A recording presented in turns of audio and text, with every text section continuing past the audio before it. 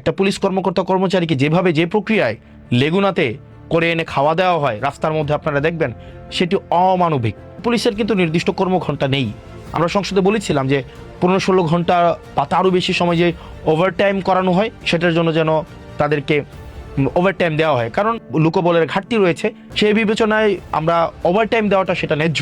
স্বরাষ্ট্রমন্ত্রী কথা দিয়েছেন, আমরা প্রত্যাশা করি সেই আশ্বাসটিকে উনি বাস্তবায়ন করবেন। পাশাপাশি আরও নিশ্চিত করতে হবে তাদেরকে যেন এই ম্যানেজ করে যে কালচার রয়েছে সেই কালচার থেকে তাদেরকে বের হয়ে আসতে এই সরকার তার ব্যবস্থাপনা নেয়।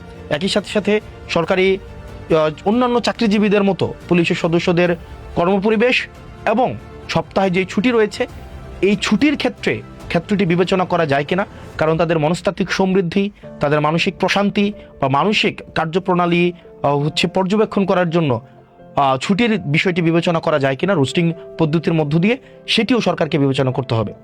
একই সাথে সাথে আপনারা দেখবেন একটা পুলিশ কর্মকর্তা কর্মচারীকে যেভাবে যে প্রক্রিয়ায় লেগুনাতে করে এনে খাওয়া দেওয়া হয় রাস্তার মধ্যে, আপনারা দেখবেন সেটি অমানবিক।